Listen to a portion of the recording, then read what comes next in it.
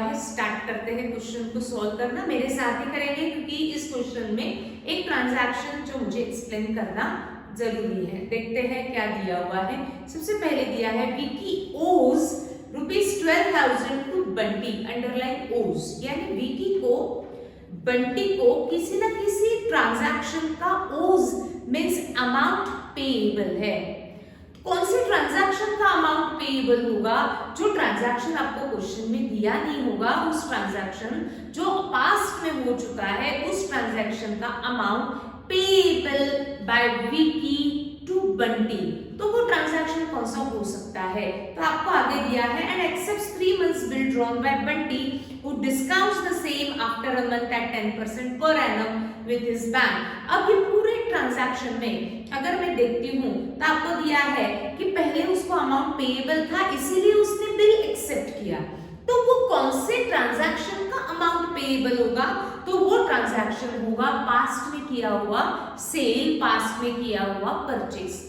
वो ट्रांजैक्शन का अमाउंट विकी को बंटी को पेएबल है। आपको सिर्फ ये मेंशन है कि जो भी पास्ट में ट्रांजैक्शन था उसका विकी को amount is payable to Bunty for that Vicky accepts the bill, यानी पास्ट में सेल हुआ होगा, विकी ने परचेस किए होंगे, उसका ट्रांजैक्शन का amount is payable by Vicky, past में हुआ है। तो उसको मुझे डायग्राम में शो करने की जरूरत नहीं है, सिर्फ वो इतना बता रहे हैं कि विकी ने बिल एक्सेप्ट किया। क्यों? क्योंकि उसको अमाउंट पेएबल था। कौन से ट्रांजैक्शन का पेएबल होगा?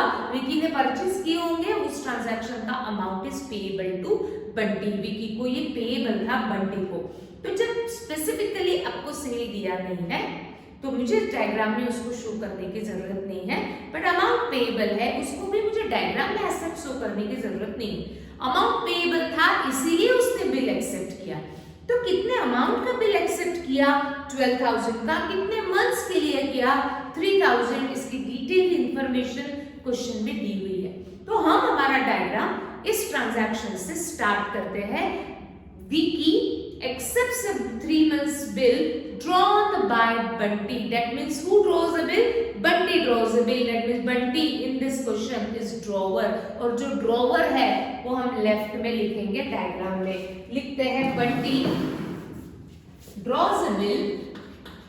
Bunty dotted line draws a bill on Vicky which is accepted by Vicky। दिया हुआ है accepts the bill drawn by Vicky Bunty। That means your first transaction is bill drawn and accepted for the amount of 12,000 at 3 months। सारे transactions हमने question में record कर दिए, but आगे का सेंटेंस इंपॉर्टेंट है जो मैंने आपको होमवर्क में भी दिया हुआ था।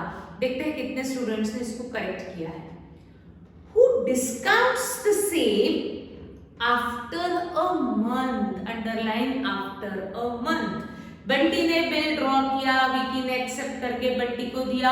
अब बंटी के पास है 4 ऑप्शंस, वो इस ऑप्शन में से कोई भी एक ऑप्शन चूज कर सकता है। रिटेन, डिस्काउंटिंग, इंडोर्स, कलेक्शन, सबका मीनिंग सबको मालूम है। इस क्वेश्चन में बंटी ने उस बिल का क्या किया? Discounts the same. उसने वो बिल डिस्काउंटिंग टर्म यूज की है, यानी बंटी को इमीडिएट पैसा चाहिए था तो वो बैंक के पास गया। बट विकी 3 मंथ्स तक कभी भी बैंक के पास जा सकता है। सॉरी, बंटी 3 मंथ्स तक कभी भी बैंक के पास जा सकता है। बंटी बैंक में कब गया आपको इस क्वेश्चन में स्पेसिफिकली दिया हुआ है। देखते हैं क्या दिया है। Discounts the same after a month, यानी इमीडिएट एक्सेप्ट होने के बाद सेम डे बैंक में गया या आफ्टर अ मंथ गया? आफ्टर अ मंथ गया।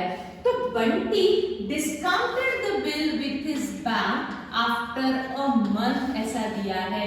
तो आफ्टर अ मंथ का भी कोई ना कोई यूज करना है, कोई ना कोई मीनिंग है, कुछ ना कुछ इसका ऑब्जेक्टिव है। क्या रहेगा इसका मीनिंग? उसने बिल बैंक को दिया, बैंक क्या करेगी? इमीडिएट तो पैसे दे देगी उसको। जब भी वो बिल लेके आएगा बैंक उसको पैसा डिडक्ट करेगी, बट अपने चार्जेस डिडक्ट करेगी। कितने चार्जेस बैंक ने डिडक्ट किए? 10%, यानी आपको 10% किसी ना किसी अमाउंट का कैलकुलेट करना पड़ेगा। तो मैं देखती हूँ डायग्राम में मेरे पास एक ही अमाउंट है 12,000, तो मैं कैलकुलेट करती हूँ 12,000। तो 12,000 का अगर मैं 10% कैलकुलेट करती हूँ तो वो आता है 1,200 पर एनम है, यानी वो 12 मंथ्स के लिए है। अब ये 12 मंथ्स के चार्जेस बैंक पूरे 12 मंथ्स के चार्जेस बंटी से लेगी क्या? नहीं, बैंक के लिए जितना वेटिंग पीरियड होता है, देखो याद है क्या, बैंक के लिए जितना वेटिंग पीरियड है उतने मंथ्स के चार्जेस बैंक डिडक्ट करती है। तो बैंक के लिए कितना वेटिंग पीरियड है? क्या बंटी ने जिस डेट को एक्सेप्ट किया उसी डेट को डिस्काउंटिंग किया या आफ्टर अ मंथ डिस्काउंटिंग किया? दिया हुआ है आफ्टर अ मंथ, बिल था 3 मंथ्स के बाद, बट बैंक को दिया 1 महीने के बाद, यानी बैंक रिकवरी के लिए कितने मंथ्स के बाद विकी के पास जाएगी, ये सबसे पहले आपको तय करना है, फिक्स करना है। एक बार वापस, बंटी इमीडिएट डिस्काउंट नहीं किया है, बंटी ने आफ्टर अ मंथ बैंक को बिल दिया, तो बैंक के लिए वेटिंग पीरियड कितना है? 3 मंथ्स का बिल था, अब बैंक को 1 महीने के बाद मिला, यानी बैंक के लिए वेटिंग पीरियड कितना है? 2 मंथ्स। तो बैंक भी इंटरेस्ट डिडक्ट करेगी for 2 months only. Period of bill है 3 मंथ्स का, बट बैंक चार्जेस पूरे 3 मंथ्स के डिडक्ट नहीं करेगी, क्योंकि बैंक को बिल आफ्टर अ मंथ मिला है, तो बैंक के लिए वेटिंग पीरियड रहेगा 2 मंथ्स का। तो बैंक उतने चार्जेस डिडक्ट करती है जितने मंथ्स के लिए बैंक को वेटिंग पीरियड होता है। बैंक रिकवरी के लिए कब जाएगी? 2 मंथ्स के बाद। तो बैंक के लिए वेटिंग पीरियड 2 मंथ्स है, तो बैंक इंटरेस्ट चार्जेस डिडक्ट करेगी for 2 months. 12 months charges is 1200, तो 2 months charges is how much? तो 1200 into 2 upon 12 अगर मैं करती हूँ तो वो आता है 200। देखो यहाँ पे हमने 2 मंथ्स क्यों लिया, ये सबको समझा है क्या? और सेम मैंने आपको होमवर्क में भी दिया था, किसने करेक्ट किया, किसने रॉन्ग किया। अगर अभी भी आप करेक्ट करते हो उसको तो आप करेक्ट कर सकते हो, ठीक। आपको दिया गया है विकी ओज 12,000 टू बंटी, यानी विकी को किसी न किसी ट्रांजैक्शन का बंटी को अमाउंट पेएबल था। फिर वो ट्रांजैक्शन कौन सा था? आगे दिया है for which Vicky accepts the bill. Bill accept किया जा रहा है उस ट्रांजैक्शन की वजह से, यानी पास्ट में ट्रांजैक्शन हुआ होगा सेल का। सिर्फ आपको अभी वो इन्फॉर्म कर रहे हैं कि विकी को अमाउंट पेएबल था, ठीक। तो वो पेएबल कौन से ट्रांजैक्शन का होगा?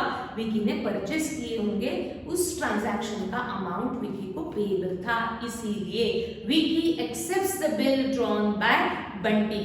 तो जब आपको directly first transaction bill drawn दिया है तो हम ट्रांजैक्शन बिल ड्रॉ करेंगे। पेएबल आपको सिर्फ इन्फॉर्म कर रहे हैं कि वो ट्रांजैक्शन कौन सा होगा पेएबल का, तो सेल या परचेस का होगा। तो bill drawn and accepted, 3 months का पीरियड था, 3 मंथ्स तक बंटी इस बिल का कुछ ना कुछ ऑप्शन में से एक ऑप्शन चूज करने वाला है। Bunty discounted the bill, Bunty ने वो बिल बैंक को डिस्काउंटिंग किया, यानी बिल बैंक को दिया और इमीडिएट बैंक से पैसे लिए। बट बंटी ने ये बिल बैंक को कब दिया?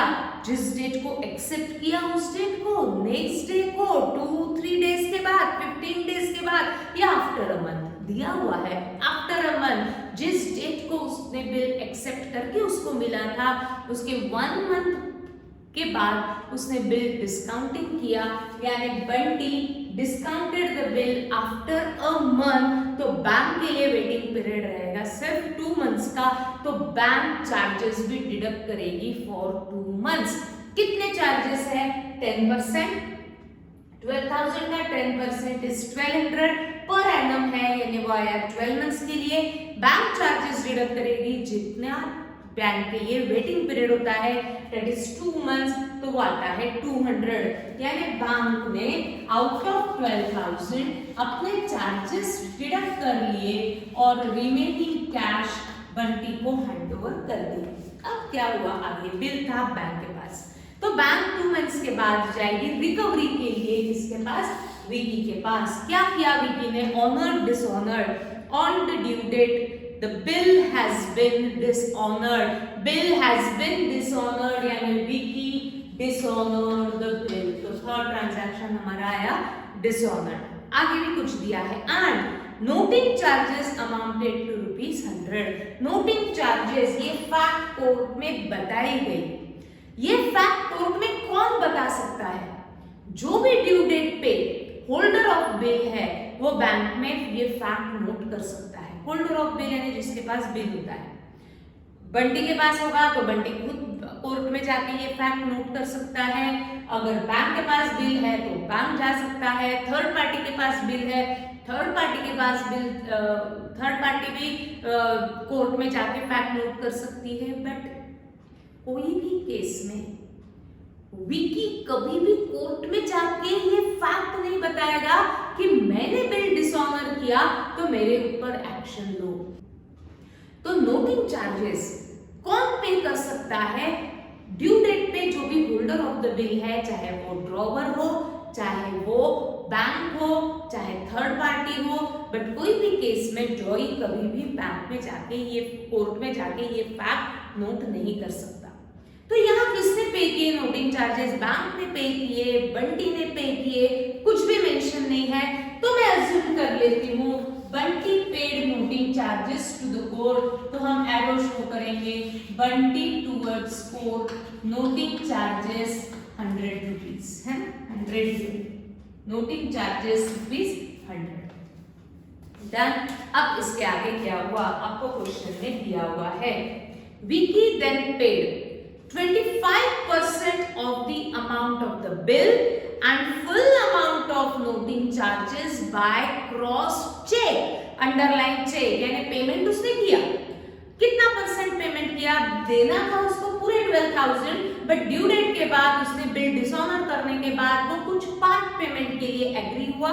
कितना पार्ट पेमेंट के लिए वो एग्री हुआ? 25% of the amount of the bill, यानी बिल था 12,000 का, तो उसने कहा मैं पूरे 12,000 नहीं दे सकता, इसलिए पहले उसने बिल किया डिसऑनर, बट इसमें से वो 25% देने के लिए रेडी हो गया।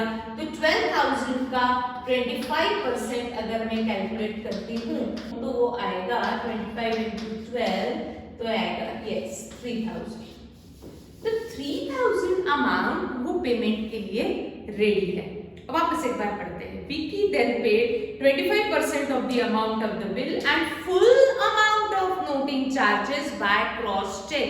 उसने कहा आपने जो नोटिंग चार्जेस पे किए हैं ना वो भी मैं आपको पे करने के लिए रेडी हूँ, यानी उसने दिया 3,000 बिल में से एंड ₹100 नोटिंग चार्जेस जो इनकर्ड हुए वो भी उसने चेक में दे दिए and accepted a new bill for the balance plus interest, यानी न्यू बिल में इंटरेस्ट प्लस करना है। तो मुझे अभी इंटरेस्ट शो करने की जरूरत नहीं है, मैं पहले दिखाऊंगी पार्ट पेमेंट रिसीव हुआ इंक्लूडिंग नोटिंग चार्जेस। कितना पार्ट पेमेंट रिसीव हुआ? 12,000 का 25% 3,000 and full amount of noting charges ₹100। तो विकी ने इनफैक्ट ट्रांजैक्शन चेक दिया, तो मैं रिकॉर्ड करती हूँ बैंक, क्योंकि चेक अकाउंट नहीं बनता, चेक की जगह पे आपको सारे ट्रांजैक्शंस थ्रू बैंक शो करने हैं। 3,000 प्लस 100 दैट इज 3,100 उसने पार्ट पेमेंट रिसीव किया and accepted a new bill for the balance. अब बैलेंस कैलकुलेट करो। बिल था 12,000 का, जिसमें से उसने 3,000 रुपीस चेक के थ्रू दे दिए हैं, यानी अब विकी को अमाउंट देना बचा है 9,000। इस बैलेंस अमाउंट का उसने बिल एक्सेप्ट किया। नोटिंग चार्जेस में से उसने पूरे नोटिंग चार्जेस दे दिए, यानी नोटिंग चार्जेस में से कोई भी अमाउंट रिकवर करना नहीं है। तो बैलेंस है 9,000 प्लस इंटरेस्ट लिखा है। तो बंटी ने कहा कि 9,000 आप लेट दे रहे हो तो आपको इंटरेस्ट लगेगा। कितना परसेंट? 12%। तो पहले बंटी शो करेगा कि इंटरेस्ट हमने चार्ज किया और फिर वो इंटरेस्ट रिसीव होगा विद न्यू बिल। ठीक, तो मुझे अभी कैलकुलेट करना पड़ेगा interest. Calculation of interest. Interest कभी भी कैलकुलेट किया जाता है ऑन बैलेंस अमाउंट। इंटरेस्ट हम हमेशा बैलेंस पे चार्ज करेंगे ना, जितना अमाउंट वो लेट देगा उसके ऊपर हम इंटरेस्ट चार्ज करेंगे। कितना अमाउंट बैलेंस है? 9,000। तो 9,000 पे कैलकुलेट किया जाएगा इंटरेस्ट 12%, बट पर एनम है और आगे दिया है कि इंटरेस्ट फॉर कितने मंथ्स के लिए कैलकुलेट करो, 3 मंथ्स। ऐसे भी हम कैलकुलेट कर सकते हैं। 9000 का 12% is rate of interest, but ये है पर एनम, हमें कैलकुलेट करना है फॉर 3 मंथ्स क्योंकि क्वेश्चन में दिया है फॉर 3 मंथ्स।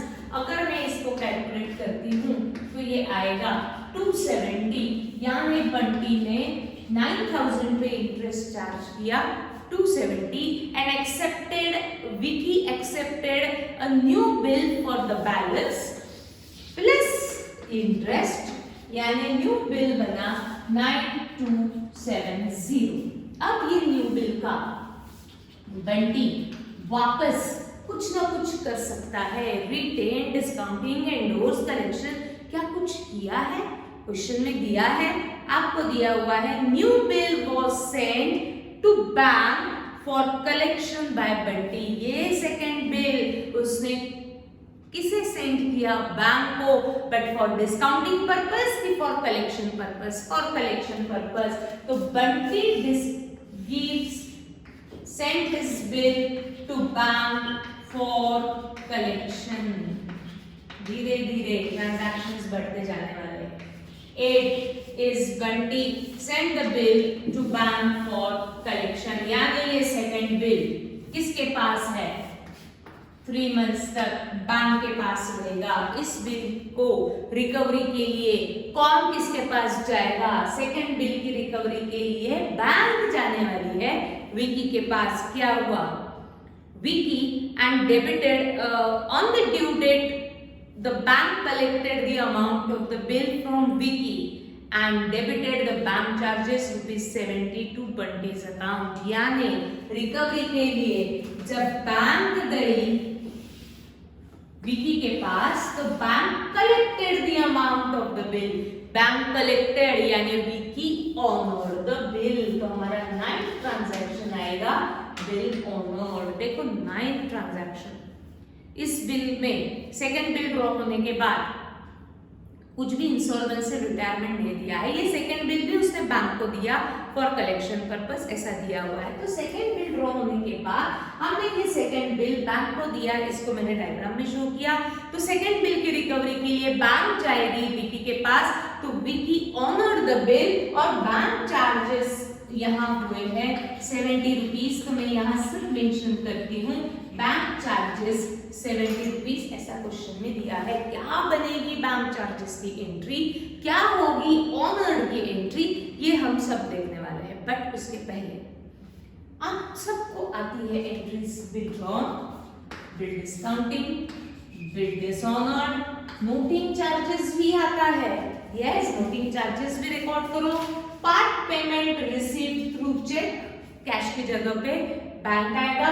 इंटरेस्ट सबको आता है, न्यू बिल सबको आता है, 8 भी आता है, बट आप 7 तक पहले सभी अपने कॉपी में विद इन 10 मिनट्स आएंगे।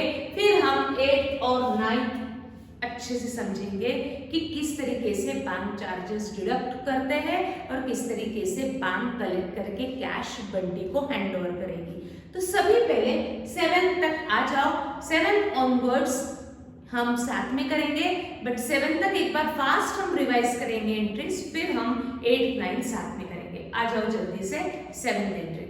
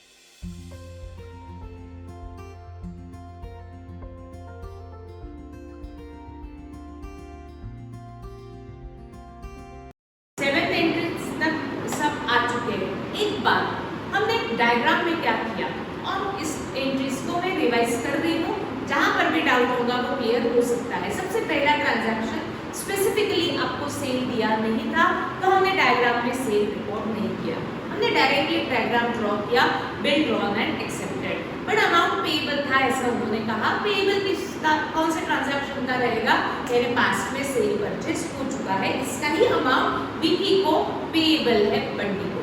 बट आपको ट्रांजैक्शन दिया है बिल ड्रॉ से, तो हमने पहला ट्रांजैक्शन रिकॉर्ड किया bill drawn and accepted. Bill accept होने के बाद बंटी इस बिल का 4 ऑप्शन में से बंटी ने चूज किया ऑप्शन डिस्काउंटिंग। बट डिस्काउंटिंग उसने इमीडिएट नहीं किया, आफ्टर अ मंथ गया, यानी बैंक के लिए वेटिंग पीरियड रहेगा 2 मंथ्स का, तो बैंक इंटरेस्ट डिडक्ट करेगी, चार्जेस डिडक्ट करेगी फॉर 2 मंथ्स। तो हमने 2 मंथ्स के चार्जेस डिडक्ट कर लिए थे और रिमेनिंग कैश बैंक ने हैंडओवर कर ली थी। ऑन ड्यू डेट रिकवरी के लिए बैंक गई विकी के पास, but Vicky dishonoured the bill, उसने बिल डिसऑनर कर दिया। तो बैंक का क्या हुआ हम जर्नल में देखेंगे। अब तो बिल डिसऑनर हो चुका है, इसीलिए बंटी ने ये फैक्ट कोर्ट में जाके नोट कर दी। ऐसा दिया हुआ है, नोटिंग चार्जेस पे किए, किसने पे किए मालूम नहीं, तो मैंने अजम्पशन लिया कि ये नोटिंग चार्जेस बंटी ने ही पे किए होंगे। तो Bunty paid noting charges to the court, हमारा 4th ट्रांजैक्शन था। बट इसके बाद विकी कुछ पार्ट पेमेंट के लिए रेडी हो गया, उसको देना था 12,000 रुपीज, बट आउट ऑफ 12,000 उसने 25% देने के लिए रेडी हो गया। तो 12,000 का 25% अगर हम कैलकुलेट करते हैं तो आता है 3,000, और ये 3,000 के साथ उसने नोटिंग चार्जेस भी दिए, ऐसे क्वेश्चन में दिया हुआ है। बट ये अमाउंट, ये पार्ट पेमेंट उसने किया चेक के थ्रू, इसीलिए हमने पार्ट पेमेंट में लिखा bank 25% and full noting charges, ऐसा टोटल पेमेंट उसने किया 3,100। फिर बंटी ने लगाया हिसाब, अभी भी विकी से कितना अमाउंट रिसीवेबल है। तो बिल था 12,000 का, उसमें से उसने 25% यानी 3,000 रुपीज दे दिए। जो नोटिंग चार्जेस मैंने कोर्ट में पे किए वो भी उसने दे दिए, यानी विकी से अब सिर्फ 9,000 रुपीज रिकवरेबल है।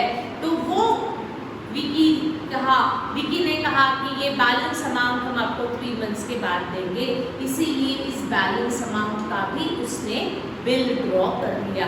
बट उसने कहा कि ये बैलेंस अमाउंट आपको लगेगा विद इंटरेस्ट, तो आपको कितना इंटरेस्ट देना पड़ेगा 3 मंथ्स का 270, और नया बिल ड्रॉ किया, ऐसा क्वेश्चन में दिया है balance amount including interest that is 9270। नया बिल ड्रॉ होने के बाद इस नए बिल का पीरियड था 3 मंथ्स, तो वापस बंटी ये 3 मंथ्स तक क्या क्या कर सकता है, रिटेन, डिस्काउंटिंग, एंडोर्स, कलेक्शन। उसने दिया ये न्यू बिल बैंक को फॉर कलेक्शन पर्पज। तो एक हमने दिखाया bill send to bank for collection.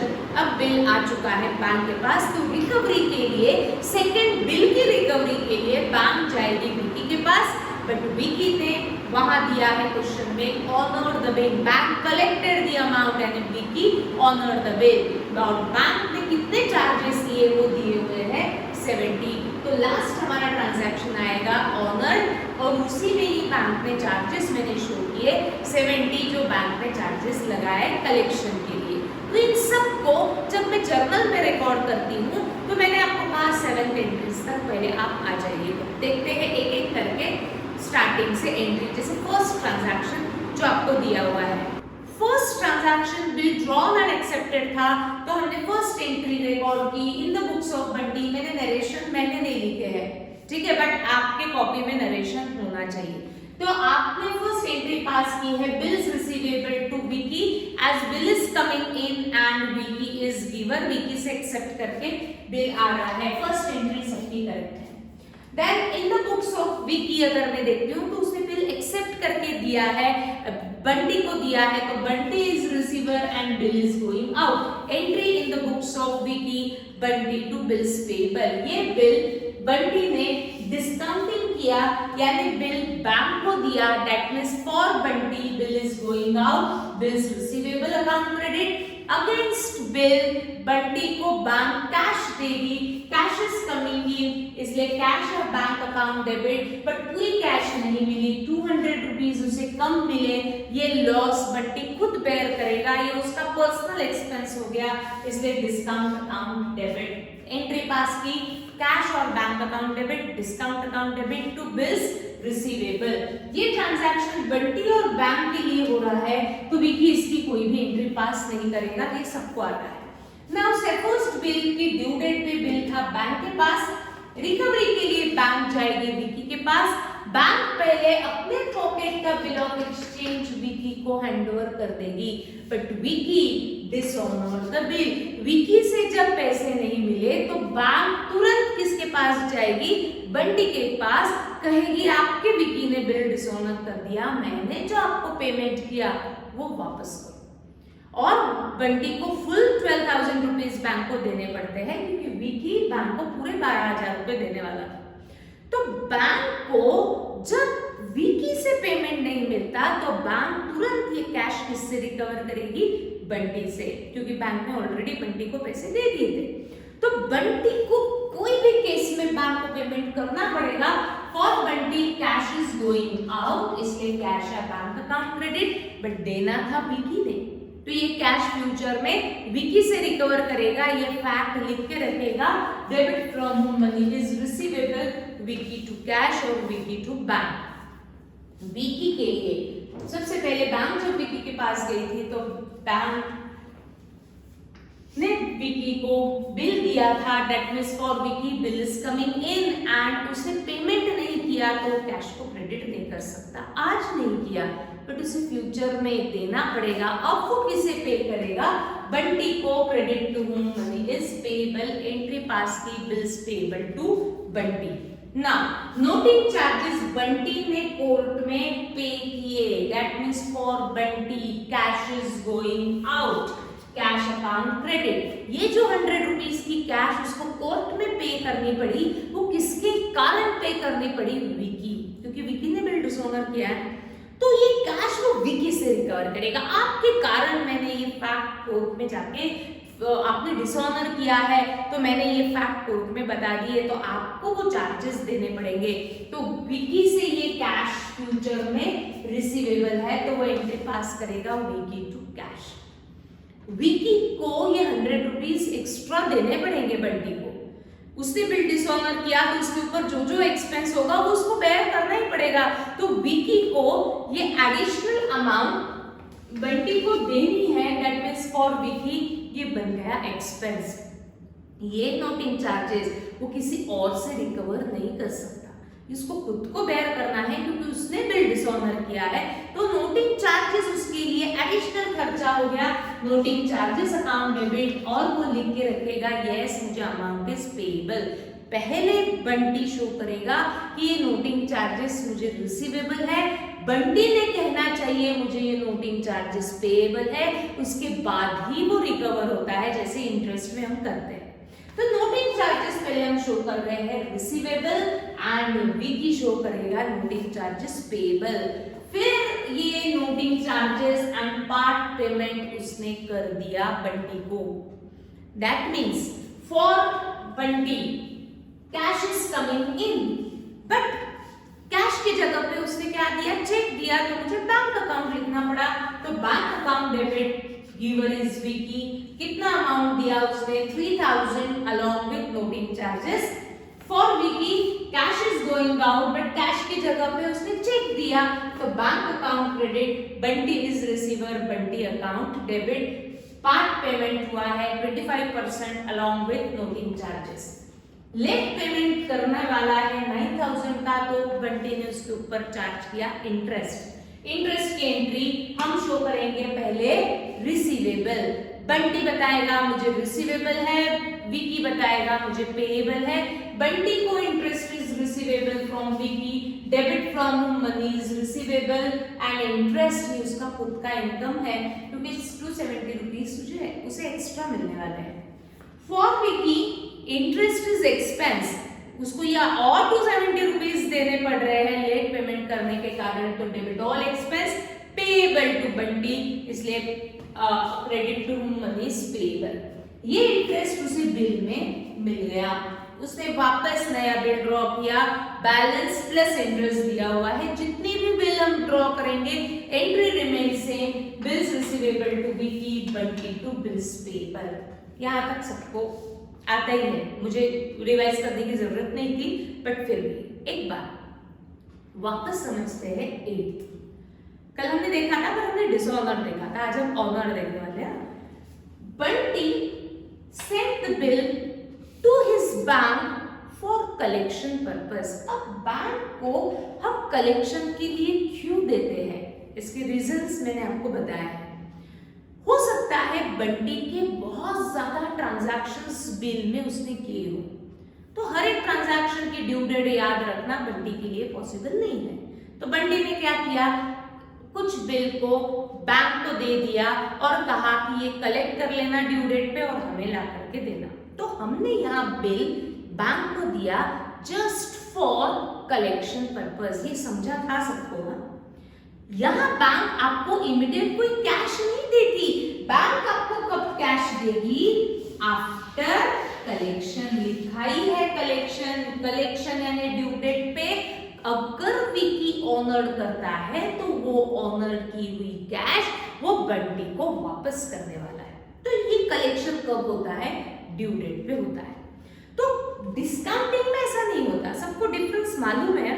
Discounting में हम बिल बैंक को देते हैं और बैंक आपको इमीडिएट पैसे देती है। कलेक्शन में हम बिल बैंक को देते हैं बट बैंक आपको कैश कब देगी, after collecting it from Vicky, उसके बाद ही बैंक देगी। तो दोनों में डिफरेंस है। तो हमने यहाँ यानी बंटी ने यहाँ बैंक को बिल दिया, क्या बैंक ने इमीडिएट कैश दिया होगा, नहीं। बैंक कब देगी, विकी से कलेक्ट करने के बाद। बैंक विकी से कब कलेक्ट करने वाली है, आफ्टर 3 मंथ्स, यानी 8th ट्रांजैक्शन में बंटी ने बिल दिया है बैंक को। ये फैक्ट बुक्स ऑफ अकाउंट में मेंशन करनी है, रिकॉर्ड करनी है, तो बन जाते हैं बंटी।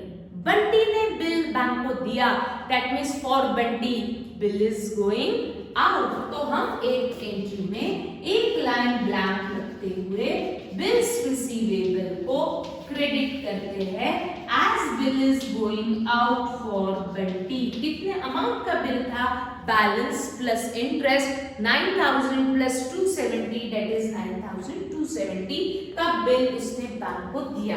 क्या बैंक इसके अगेंस्ट बंटी को इमीडिएट कैश देगी, नहीं, क्योंकि हमने बैंक को किस पर्पस के लिए दिया है, फॉर कलेक्शन, यानी बैंक से आपको इमीडिएट कोई भी पैसा मिलने वाला नहीं है, तो कैश को तो मैं डेबिट नहीं कर सकती। फिर किसको डेबिट करूं, बंटी सोचेगा ये जो बिल मैंने दिया, who is the receiver of bill, bank is receiver, तो मैं लिखती हूँ बैंक, बट मैंने कलेक्शन के लिए दिया, ये जर्नल में मेंशन करना पड़ेगा ना, इसलिए लिखा जाता है bank for collection account debit 9270। Bank is receiver of bill, कितने अमाउंट का बिल उसे मिला, 9270। Bill is going out for Bunty, कितने अमाउंट का, 9270। बिल लिखेंगे सभी, bill sent to bank for collection. नया बिल भी उसने बैंक को दिया बट फॉर कलेक्शन पर्पस। तो नए बिल को भी आप 4 ऑप्शन में से कोई भी ऑप्शन चूज कर सकते हो। ऐसा जरूरी नहीं कि फर्स्ट बिल को ही आप रिटेन, डिस्काउंटिंग, इंडोर्स, कलेक्शन, जितने भी बिल ड्रॉ होंगे वो कुछ ना कुछ ऑप्शन में से एक ऑप्शन वो चूज कर सकता है। अब ये 8th ट्रांजैक्शन बंटी और बैंक के बीच में हुआ ना, उसने बिल बैंक को दिया और बैंक ने वो बिल रख लिया। ये ट्रांजैक्शन में विकी कहीं इन्वॉल्व है क्या, कहीं भी नहीं, तो विकी इसकी कोई भी एंट्री पास नहीं करेगा। अब अच्छे से समझना है लास्ट एंट्री, क्योंकि उसमें बैंक चार्जेस भी है, ध्यान सबका होना चाहिए।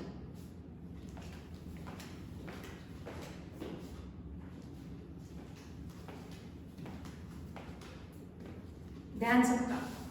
अब क्या हो रहा, due date of second bill, maturity date of second bill, जो भी है, मुझे क्या डेट है मालूम नहीं, उस डेट को बिल था बैंक के पास, सेकेंड बिल किसके पास था, बैंक के पास। तो रिकवरी के लिए बैंक गई विकी के पास, ये गई विकी के पास। बैंक क्या करेगी, अपने पास का बिल ऑफ एक्सचेंज पहले विकी को दे देगी। देखो आपने प्रॉमिस किया था ऑनर करो, पैसे दो, तो बैंक ने अपने पास का बिल विकी को दे दिया। विजुअलाइज करना है क्या होगा, विकी ऑनर द बिल और डिसऑनर द बिल, क्वेश्चन में कुछ तो भी दिया है। New bill on the due date the bank collected the amount of the bill from Vicky, यानी बैंक ने ड्यू डेट पे विकी से पैसे कलेक्ट कर लिए, underline bank collected the amount of the bill, यानी Vicky honoured the bill, bank को विकी ने पैसे दे दिए। कितना पैसा देना था विकी को सेकंड बिल का? 9270, तो विकी ने बैंक को पूरी कैश दी होगी 9270। ध्यान सबका, ये लिखने की जरूरत नहीं है, मैं सिर्फ एक्सप्लेनेशन के लिए लिख रही हूँ। विकी ने बैंक को कैश दी 9270, अब बैंक को कैश मिली विकी से 9270। एंट्री आपको ही फॉर्म करनी है, मैं सिर्फ हिंट दे रही हूँ। ड्यू डेट पे बिल था बैंक के पास, बैंक गई विकी के पास, बिल दिया, bank collected the amount of the bill from Vicky, यानी विकी से उसने पैसे ले लिए, यानी विकी ऑनर द बिल, यानी विकी ने बैंक को कितने पैसे दिए होंगे जितना सेकंड बिल था 9270। अब बैंक को पैसे मिल गए। क्या बैंक ये पैसा अपने पास रखेगी या ये कैश बंटी को हैंडओवर करेगी? बंटी को हैंडओवर करेगी। क्यों? क्योंकि एग्रीमेंट ऐसे हुआ था ना कि विकी से कलेक्ट करो और हमें ला करके दो। तो बैंक जब विकी से कलेक्ट करता है तो बैंक ने ये कैश तुरंत बंटी को हैंडओवर कर देना है। बट बैंक क्या करेगी? 9270 देगी, बंटी को पूरे 9270 लेगी और उसमें से वापस अपने चार्जेस लेगी। ऐसा बैंक नहीं करती। बैंक क्या करती है? विकी से पैसे मिलने के बाद अपने जो भी चार्जेस है वो डिडक्ट कर लेगी एंड रिमेनिंग कैश बंटी को हैंडओवर कर देगी। ध्यान सबका, बंटी को पैसा तो जरूर मिलेगा, ठीक, क्योंकि बिल ऑनर हुआ। हमने बैंक को बिल किस पर्पस के लिए दिया था? कलेक्शन के लिए, यानी हमने बैंक को कहा था विकी से कलेक्ट करो, हमें ला करके दो। बैंक ने कलेक्ट कर लिए 9270 और बैंक क्या करेगी? 9270 ये कैश बंटी को हैंडओवर करेगी, बट अपने चार्जेस भी लेगी ना। तो बैंक कैसे करती है? 9270 लेना और वापस उसमें से चार्जेस लेना, ऐसे नहीं करती। बैंक क्या करेगी? विकी से 9270 लेगी, अपने चार्जेस निकाल लेगी और बची हुई कैश बंटी को हैंडओवर कर देगी। कितने बैंक ने चार्जेस लिए इस क्वेश्चन में दिया हुआ है? 70 रुपीज। तो ये 70 रुपीज की भी एंट्री हमें रिकॉर्ड करनी है। ध्यान सबका, वापस एक बार क्या हो रहा है? ड्यू डेट पे बिल था बैंक के पास, बैंक गई विकी के पास, ये बिल लो ऑनर करो। Vicky honour the bill, Vicky ने पूरे 9270 बैंक को दे दिए। विकी को क्या एग्रीमेंट दोनों के बीच में हो रहा है नहीं पता। कलेक्शन के लिए बैंक गई तो उसने पूरे पैसे बैंक को दे दिए। अब बैंक क्या करेगी? ये कैश अपने पास नहीं रखेगी, क्योंकि हमने बिल बैंक को दिया था फॉर कलेक्शन पर्पस, यानी विकी से लेकर के बैंक को वो कैश वापस कर देना है बंटी को। उसे पूरी कलेक्ट कर ली 9270 की कैश, बट वो 9270 बंटी को नहीं देगा, उसमें से अपने चार्जेस निकाल लेगा। कितने चार्जेस बैंक ने डिडक्ट किए ऐसे दिए हैं? Bank charges debited to Bunty's account 70, यानी 9270 में से बैंक क्या करेगी? अपने चार्जेस 70 रुपीज निकाल लेगी और बची हुई कैश बंटी को हैंडओवर करेगी। यानी बंटी को बैंक से कितने पैसे मिलेंगे? 9200। ध्यान, 9200। ध्यान सबको समझा है क्या? बिल था ड्यू डेट पे बैंक के पास, बैंक गई विकी के पास, बिल दिया, पैसे लिए, विकी ने पूरी कैश दी 9270। अब ये कैश बैंक को काम है कि ये पूरी की पूरी कैश बंटी को देना और अपने चार्जेस ले लेना। तो बैंक क्या करती है? ये कैश में से अपने चार्जेस डिडक्ट करके बची हुई कैश बंटी को हैंडओवर करती है। विकी से मिले उसको 9270, बैंक चार्जेस दिए हुए हैं 70 रुपीज, यानी उसने अपने 70 रुपीज निकाल लिए and remaining cash handed over to Bunty, उसने बंटी को पैसे दे दिए। हमें एंट्रीज किसके बुक्स में करनी है? बंटी एंड विकी, तीनों पार्टीज इन्वॉल्व है। बैंक ने चार्जेस लिए, विकी ने पेमेंट किया, बंटी को पैसे मिले, तीनों पार्टीज इन्वॉल्व है। सोचना है बंटी और विकी के लिए, तो पहले बन जाते हैं बंटी। बंटी को पैसे मिल रहे, 9200 बिल था 9270 का, बट उसको कैश मिल रही है 9200, उसको 70 रुपीज नहीं मिल रहे हैं। बैंक क्यों? क्योंकि बैंक ने अपने चार्जेस डिडक्ट किए। जो पैसा मिला उसको रिकॉर्ड करो, जो नहीं मिला उसको भी रिकॉर्ड करो। हर एक अमाउंट बुक्स ऑफ अकाउंट में रिकॉर्ड की जाएगी। क्यों नहीं मिला ये तो रिकॉर्ड करना पड़ेगा। तो कैसे रिकॉर्ड करेंगे? बंटी के लिए सोचना पहले आपको है। बंटी को पैसा मिलेगा, फुल नहीं मिल रहा है, कुछ तो भी चार्जेस डिडक्ट करके मिल रहा है। तो ये 70 रुपीज का बंटी के लिए क्या हुआ, पहले आप सोचो।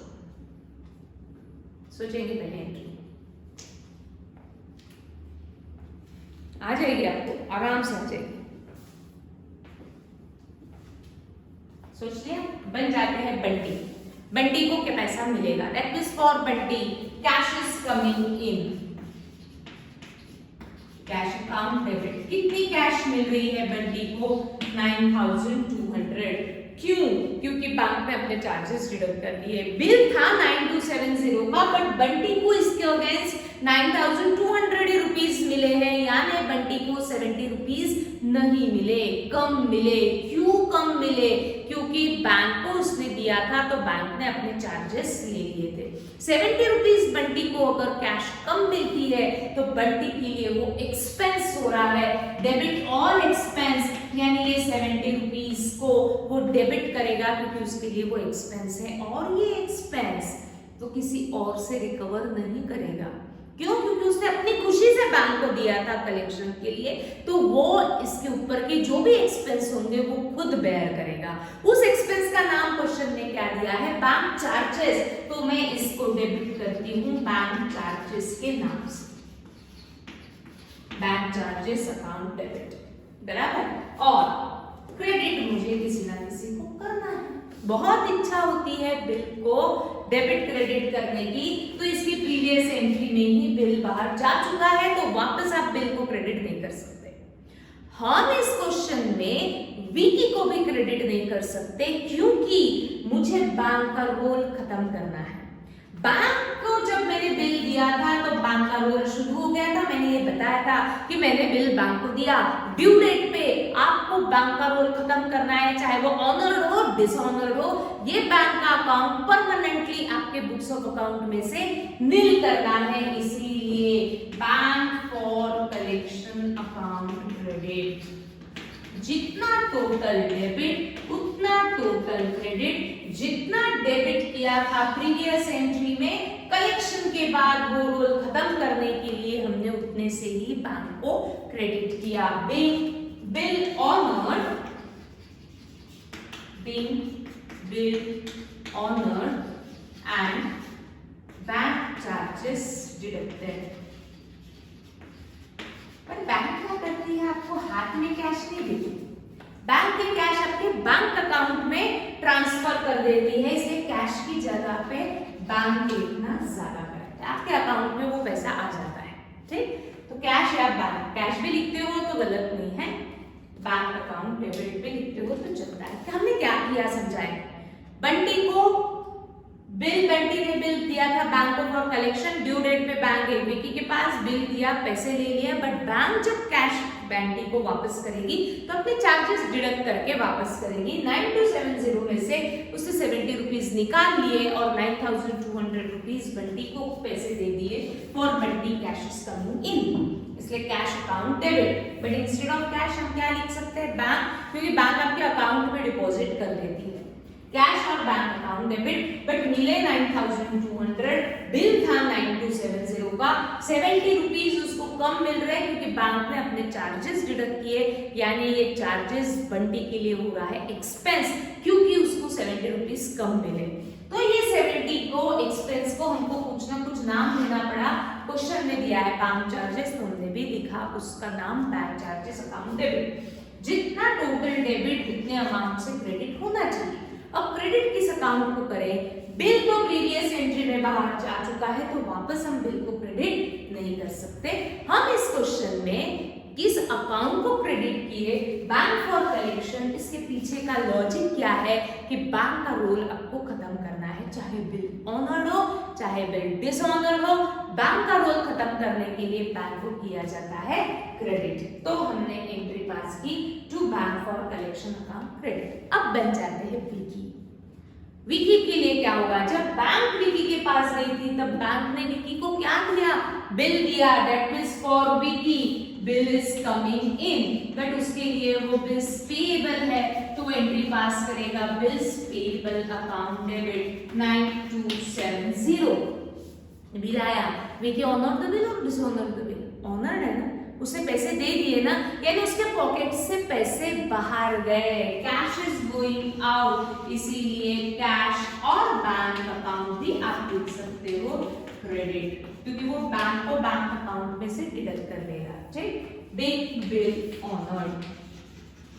इसके लिए 70 रुपीज का ना खर्चा है, एक्सपेंस है ना इनकम है, उसको तो पूरे पैसे देने पड़े, तो 9270 cash is going out big bill honoured. देखो सबको समझा है क्या, इस एंट्री को मार्क करेंगे।